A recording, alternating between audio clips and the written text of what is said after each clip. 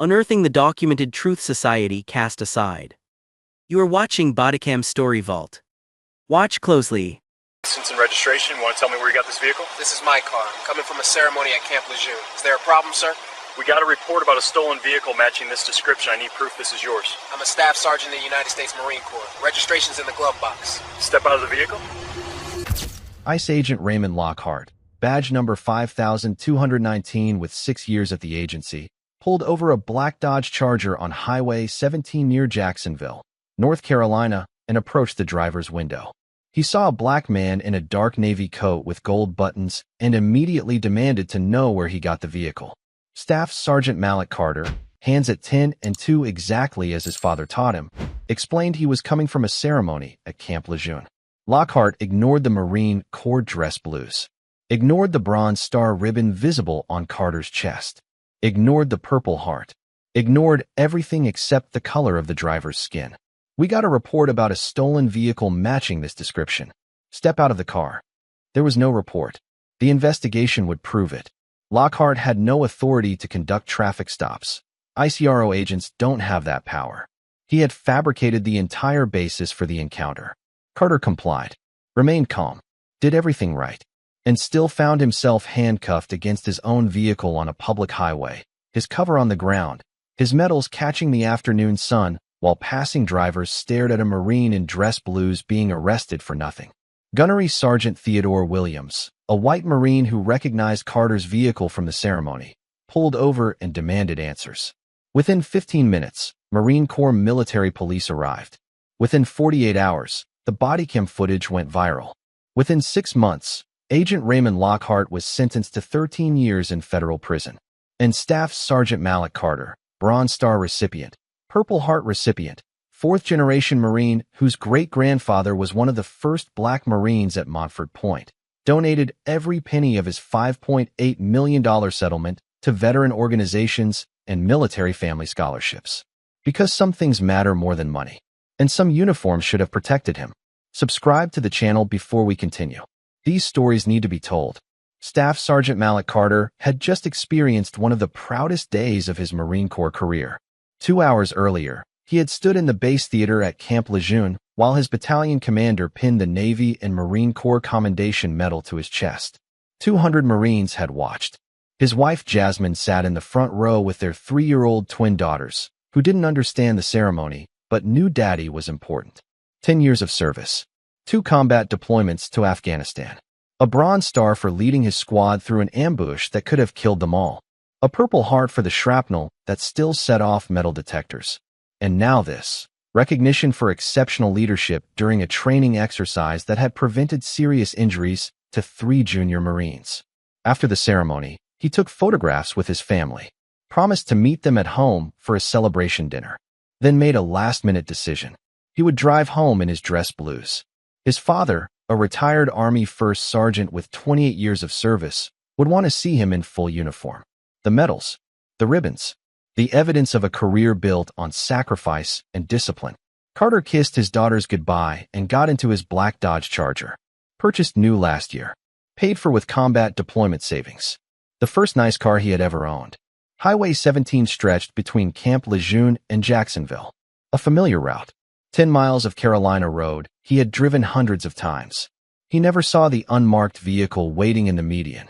Agent Raymond Lockhart had been parked there for 2 hours, running what he called random immigration checks, an unauthorized practice he had conducted dozens of times, always targeting vehicles driven by minorities. He spotted the black Charger, spotted the black driver, activated his lights. Carter pulled over immediately, hands on the steering wheel. 10 and 2. Exactly as his father had taught him when he was 16. License and registration. You want to tell me where you got this vehicle? Carter looked at the agent through the open window. The question didn't register at first. This is my car. I'm coming from a ceremony at Camp Lejeune. Is there a problem, sir? Lockhart's Bodycam was active, recording everything that followed. We got a report about a stolen vehicle matching this description. I need proof this is yours. Carter processed the words. Stolen vehicle. His vehicle. The one he had purchased with deployment money. The one registered in his name. I'm a staff sergeant in the United States Marine Corps. The registration is in the glove box. May I reach for it? Lockhart ignored the uniform, the gold buttons, the ribbons. Step out of the vehicle. Carter remained calm. 10 years of Marine Corps discipline. 2 combat deployments where panic meant death. Sir, I'd like to know what I'm being stopped for. I haven't committed any traffic violation. I gave you an order. Out of the car. Now, with respect, I'm a decorated Marine.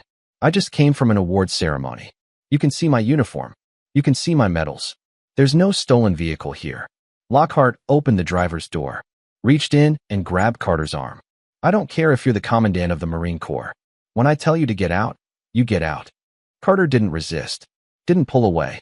The training that had kept him alive in Helmand Province, now keeping him alive on a North Carolina highway. But he spoke clearly, ensuring the Bodycam captured every word. I want your name, badge number, and supervisor. This is an unlawful stop. Lockhart yanked him from the vehicle. Carter's cover, the dress blue cap that completed his uniform, fell to the asphalt. The Bronze Star ribbon caught the afternoon sun. The Purple Heart beside it. The decorations of a man who had bled for the country whose agent was now assaulting him. I'm not armed. I'm in dress blues. There's nowhere to conceal a weapon in this uniform. You can see that. Lockhart forced him against the charger, kicked his legs apart, began an aggressive pat-down that violated every protocol for interacting with uniformed military personnel. He found Carter's wallet, opened it. Military ID. Staff Sergeant Malik J. Carter, United States Marine Corps. North Carolina driver's license. Same name, same face. Credit cards, all matching. And a photograph. 2 little girls in matching pink dresses. The twins, smiling at the camera. Could be fake. People buy these online all the time. Call Camp Lejeune. Call my battalion. I'm Staff Sergeant Carter, 2nd Battalion, 6th Marines. I've served this country for 10 years. I have a Bronze Star for valor. Please, just verify who I am. You're coming with me until I figure out what's going on. The handcuffs closed around Carter's wrists. A Bronze Star recipient. A combat veteran. A father of 3-year-old twins. Cuffed against his own car on a public highway. Passing vehicles slowed. Drivers stared. A Marine in dress blues being arrested on the side of the road. Carter's cover lay on the asphalt. The emblem of the eagle, globe, and anchor facing upward. The symbol of a corps that had accepted his great-grandfather when few institutions would. Lockhart pushed him toward the unmarked vehicle. Sir, you're making a mistake. A serious mistake. The only mistake is whatever you did to afford that car. A vehicle pulled over behind the charger. A white man in civilian clothes stepped out, walking toward the confrontation with purpose. Gunnery Sergeant Theodore Williams. Same ceremony. Same base theater. He had recognized Carter's charger from the license plate frame. A custom piece reading, USMC Infantry. What the hell is going on here? Staff Sergeant Carter. Lockhart turned. Sir, step back. This doesn't concern you. The hell it doesn't. That's Staff Sergeant Malik Carter. He just received a commendation medal 2 hours ago. I watched him get it. What are you doing?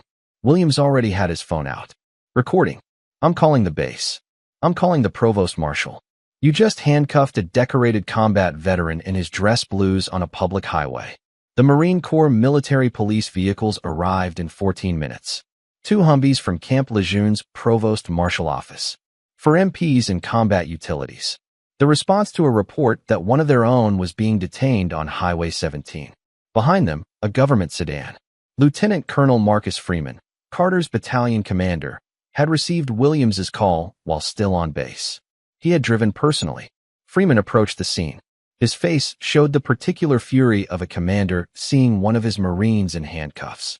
Agent, I am Lieutenant Colonel Marcus Freeman, United States Marine Corps. You are currently detaining one of my best Marines, a Bronze Star recipient, a Purple Heart recipient, a man who has bled for this country. He stepped closer. Uncuff him immediately. Lockhart's confidence wavered. The posture that had controlled the encounter now crumbling. Sir, I was conducting a routine check. Uncuff him now. The command voice of a Marine officer. The tone that moved battalions. Lockhart removed the handcuffs.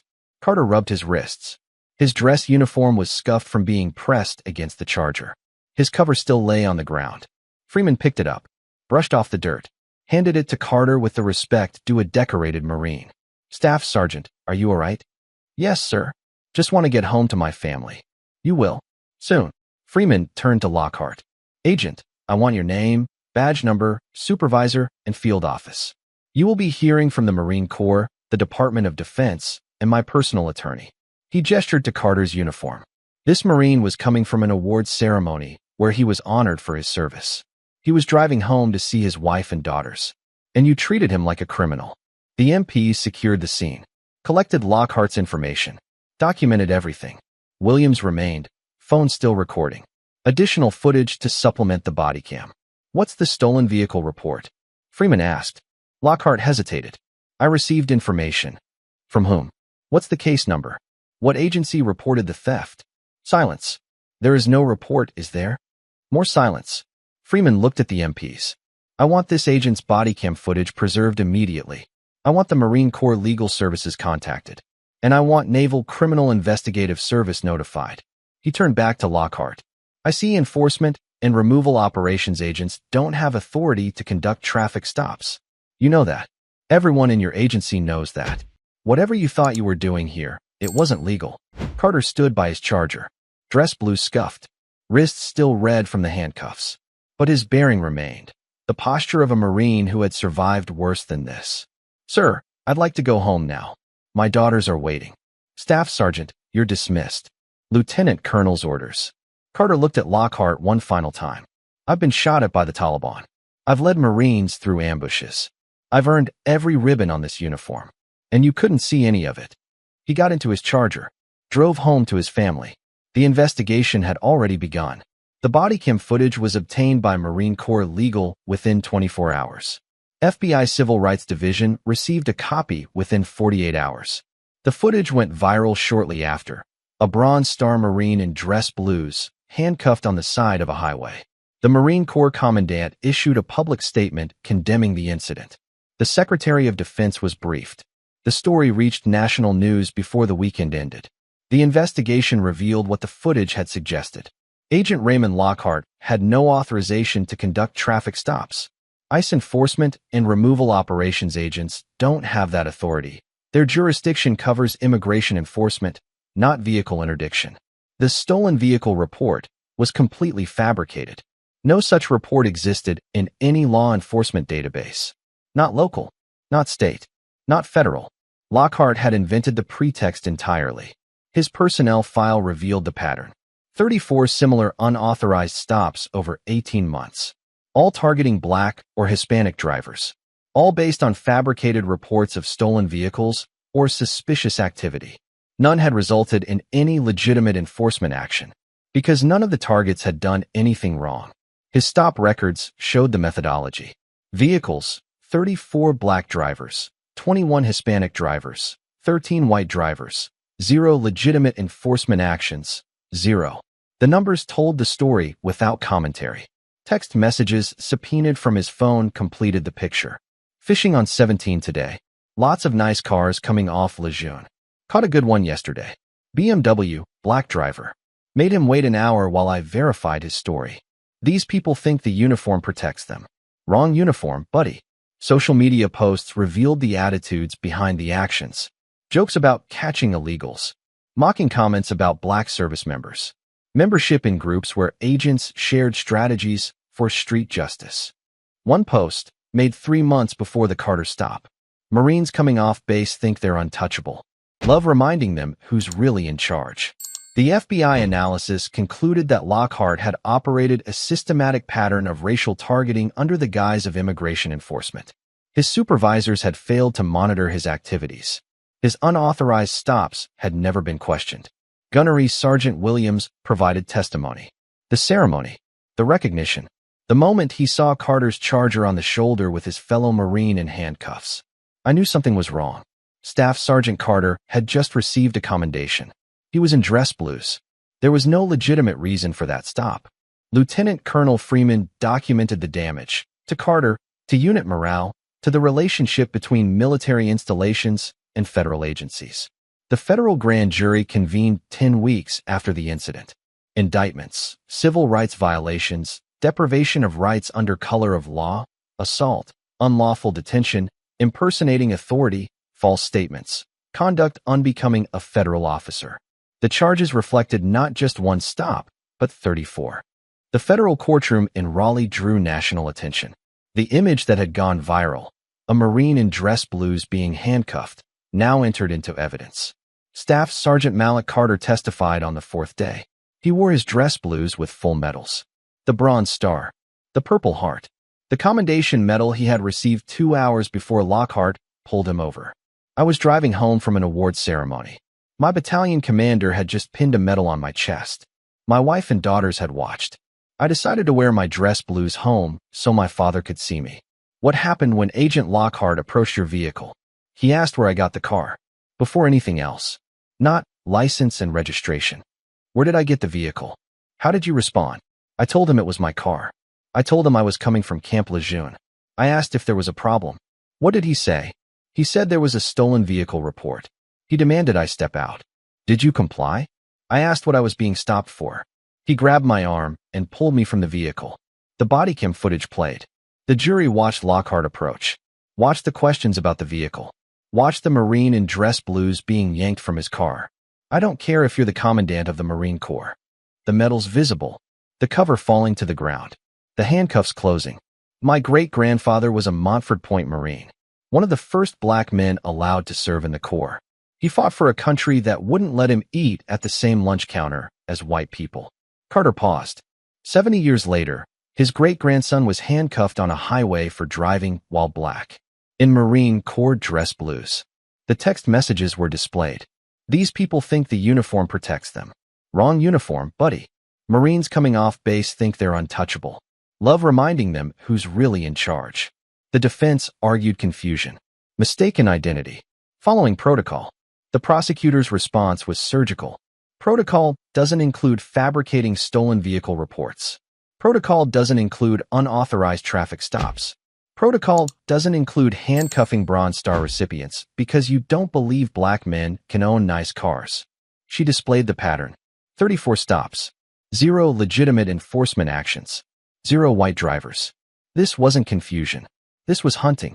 And on November 22nd, Agent Lockhart's prey was a decorated combat veteran who had bled for this country. The jury deliberated 4 hours. Guilty. All counts. Sentencing followed 8 weeks later. Agent Lockhart, you abused your authority in the most egregious manner this court has witnessed. You targeted Americans based on race. You fabricated legal pretexts. You humiliated a decorated combat veteran in his dress blues on a public highway. The judge reviewed the sentencing guidelines. 13 years federal prison. Enhanced for pattern of conduct, assault on a service member, and the particular offense of disgracing the uniform of a man who has earned every honor this nation can bestow. Lockhart was led from the courtroom in handcuffs, the same restraints he had placed on a Bronze Star recipient. The civil settlement was announced 4 months after sentencing. The Department of Homeland Security agreed to pay $5.8 million rather than face extended litigation that would expose systemic failures across multiple field offices. The amount reflected not just one incident, but a pattern that supervisors had failed to prevent. Staff Sergeant Carter announced the distribution at a press conference at Camp Lejeune. His wife Jasmine stood beside him. Their twin daughters, now 4 years old, held their mother's hands. My great-grandfather was a Montford Point Marine, one of the first black men allowed to serve in the Corps. He served a country that treated him as less than equal because he believed the uniform meant something. He paused. I believe it too. And I believe that what happened to me cannot be allowed to happen to anyone else. He announced the allocation. $2 million to the Montford Point Marine Association, in honor of his great-grandfather and the black Marines who had fought for the right to serve. $2 million to scholarships for children of military families, ensuring that the next generation had opportunities their parents had sacrificed to provide. $1.8 million to veteran support organizations, programs that helped service members transition to civilian life and cope with the challenges of military service. I don't need this money. What I need is change. What I need is a country where Marines can drive home from award ceremonies without being handcuffed on the side of the road. ICE's Wilmington field office was placed under DOJ consent decree. 5 years of federal oversight. Mandatory traffic stop prohibitions. Required authorization for all vehicle encounters. For supervisors who had failed to monitor Lockhart's unauthorized activities were forced to resign. The chain of command that had enabled 18 months of targeting was dismantled. Congress invited Carter to testify on racial profiling of service members. His testimony lasted 3 hours. His recommendations became the foundation for oversight legislation protecting military personnel from pretextual stops. The Marine Corps promoted Carter to gunnery sergeant 3 months after the verdict. His battalion commander, Lieutenant Colonel Freeman, personally pinned on the new rank. Gunnery Sergeant Carter, you represented everything a Marine should be during the most difficult moment of your career. You remained calm. You documented. You followed procedure. And you ensured that justice was served. The twin daughters watched from the front row, matching Marine Corps t-shirts. My daddy's a hero. They understood now, not the ceremony, but what their father represented. Gunnery Sergeant Theodore Williams received a letter of commendation for moral courage. The Marine who had stopped when he saw a fellow Marine in distress, who had recorded footage that supplemented the body cam, who had refused to let injustice proceed without witness. I didn't do anything special, he said at the commendation ceremony. I did what any Marine would do. I saw one of ours being treated wrong. I stopped. The black Dodge Charger remained in Carter's possession. The car that had been called stolen by a man who couldn't imagine a black Marine owning it. New license plate frame. Custom made. Montford Point legacy, 4 generations of Marines. Carter's father, retired Army First Sergeant Jerome Carter, saw the frame the first time his son drove home after the trial. That's right, the old soldier said. Let them know who we are. I wanted something that told the story, without having to explain. You shouldn't have to explain. None of us should have to explain. But they did. Every generation, every uniform, every encounter. The Carter family had served since 1942. Montford Point, Vietnam, Desert Storm, Afghanistan. For generations of sacrifice for a country that still questioned whether they belonged in nice cars, in dress uniforms, in positions of honor. Do you regret it? Jasmine asked him one evening. Any of it? Which part? Staying in. After everything. Carter considered the question. The shrapnel in his leg. The friends lost in Helmand Province. The handcuffs on a highway shoulder. I regret what happened. I don't regret who I am. I don't regret serving. My great-grandfather didn't quit when they wouldn't let him in the same barracks as white Marines. My grandfather didn't quit when they sent him to Vietnam. My father didn't quit when they gave him every crap assignment in the Army. He looked at his dress blues hanging in the closet. The Bronze Star, the Purple Heart, the Commendation Medal. I won't quit either. That's what they want. For us to quit. To decide it isn't worth it. He turned to his wife. It's worth it. We're worth it. And I'll keep proving it until I don't have to anymore. Maya and Mia Carter turned for the spring after the trial. Their birthday party was held at the Fayetteville Community Center, the same venue where their father had coached youth basketball for 3 years. The same hardwood where he had taught young people discipline, teamwork, and respect. The guest list included Marines from Carter's battalion, kids from the basketball program, family who had driven from across North Carolina. The twins didn't fully understand what had happened to their father. They knew he had been on TV. They knew people called him a hero.